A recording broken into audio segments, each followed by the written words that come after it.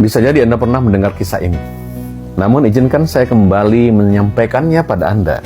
Seorang dosen bercerita di depan mahasiswanya.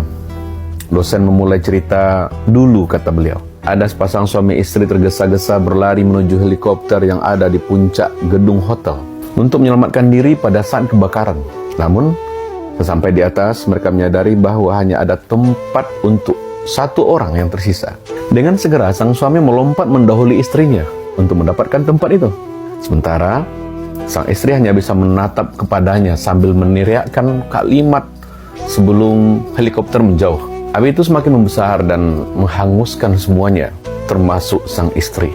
Kemudian sang dosen bertanya pada mahasiswanya, "Menurut kalian, apa kalimat yang diucapkan istrinya sambil berteriak saat sang suami meninggalkannya?" Para mahasiswa menjawab, ada yang bilang, "Kamu jahat, aku benci kamu." Ada mahasiswa yang bilang, "Kamu egois, gak tahu malu," dan sebagainya. Kelas menjadi heboh. Kemudian ada seorang mahasiswi berdiri seraya mengangkat tangannya.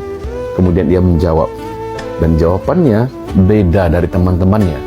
Kata mahasiswi menjawab, "Pak, saya yakin sang ibu berteriak, 'Tolong jaga anak kita baik-baik,'" ujar sang mahasiswi. Dan dosen berkata, "Jawabanmu benar, nak." Sang dosen melanjutkan ceritanya bahwa hotel itu benar-benar terbakar habis. Sang suami harus kembali ke kota kecilnya dengan air mata yang terus menetes menjemput 3 anak-anak mereka yang masih kecil-kecil dan mengasuh anak-anak mereka sendiri. Dan kisah tragedi itu ia simpan rapat-rapat tanpa pernah dibahas lagi.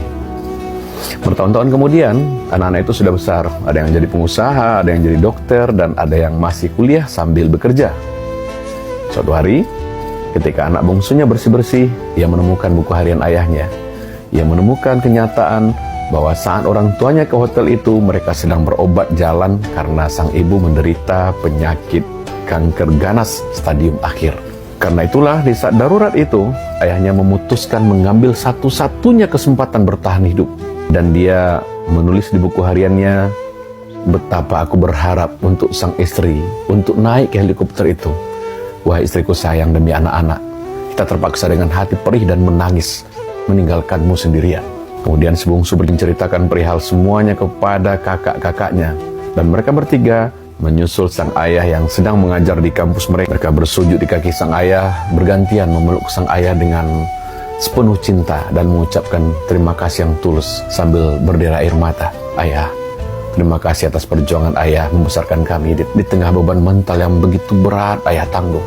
Mendengar sang dosen yang mengakhiri ceritanya dengan suara serak dan tertahan, seluruh mahasiswanya terdiam hening membisu. Dosen itu kemudian berkata, "Siapakah sang ayah itu? Apakah kalian tahu siapa dia?" Sang ayah dalam cerita tadi adalah orang yang sedang berdiri di hadapan Anda semuanya hari ini. Mendengar itu, mahasiswanya berhamburan memeluk sang dosen sambil berlinang air mata. Kawan-kawan, dalam hidup jangan melihat sebuah peristiwa dari sisi luarnya saja, kemudian kita langsung menghakimi. Jangan. Mereka yang sering membayar untuk orang lain bukan berarti ia kaya, tapi bisa jadi karena ia lebih menghargai hubungan baik ketimbang uang. Orang yang mengulurkan tangannya untuk menolong Anda bukan karena ia berhutang budi, tapi meyakini siapapun yang memudahkan urusan orang lain, Allah akan mudahkan urusannya. Semoga kisah tadi menginspirasi kita semuanya. Assalamualaikum warahmatullahi wabarakatuh.